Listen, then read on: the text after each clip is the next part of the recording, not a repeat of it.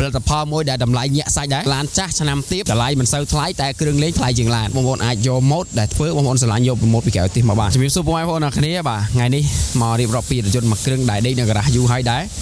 អត់ដែរបានធ្វើវីដេអូជូនបងប្អូនទេហើយមួយគ្រឿងនេះក៏ពិសេសមិនធម្មតាដែរសម្រាប់គ្រឿងលេងមកជុំពីមុខដល់ក្រោយឡានចាស់ឆ្នាំទៀតតម្លៃមិនសូវថ្លៃតែគ្រឿងលេងថ្លៃជាងឡានអញ្ចឹងខ្ញុំមិនអោយវែងឆ្ងាយទេចាប់ផ្ដើមដំបូងពីកាងដៃមុខនេះសិនកាងដៃមុខនេះជាកាងដៃរបស់ AOB ហើយអ្នកលេងឡានអប់រត់ដឹងហើយ brand AOB ក៏ជា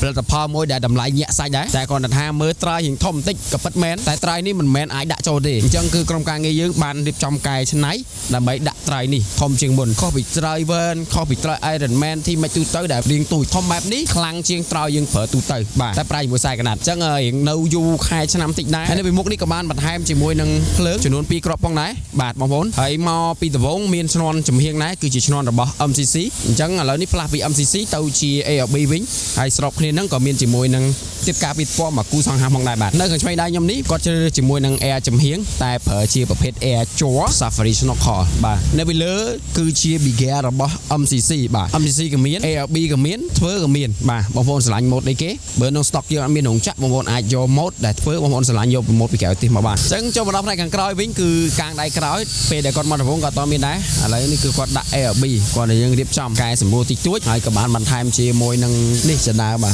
80សេរីចំគាត់ថាពណ៌ខ្មៅយើងបាញ់តម្រូវជាមួយនឹងពណ៌ឡានហើយឡានចាស់ឆ្នាំចាស់សេរីចាស់វាអត់បានថ្មីសុទ្ធសាធ 100% ទេអញ្ចឹងយើងរៀបចំកែកត់រៀងរវល់ជាងឡានថ្មីតិចហើយបងប្អូនទាំងគ្នាតែការលេងទៅមិនបើស្រឡាញ់ហើយឡានចាស់ឡានថ្មីលេងវាចេញបែបបត់មួយយ៉ាងម្នាក់ទេអាស្រ័យលើបងប្អូនបាទហើយនៅផ្នែកខាងក្រោមក៏ជាបូមរបស់ VKA យើងខ្ញុំដែរផ្នែកខាងក្នុងដេកគឺដេកនៅចិត្តនេះទេអញ្ចឹងសូមអត់លម្អិតច្រើនទេបងប្អូនបាទជា Lancer នេះគឺ80សេរីលេខដៃហើយមានកង់លេងកង់អីទៀតរបស់ Maxxis អញ្ចឹងបងប្អូនឡាននេះនៅរៀងយូរយើងគ្រាន់បានចេញវីដេអូជាមួយនឹងឡាន80សេរីដែលមានគ្រឿង AOB ច្រើនដែរបាទគាត់សម្រាប់ការតាមដានទស្សនាវីដេអូថ្ងៃនេះមានតែប៉ុណ្្នឹងទេជួបគ្នាវីដេអូក្រោយ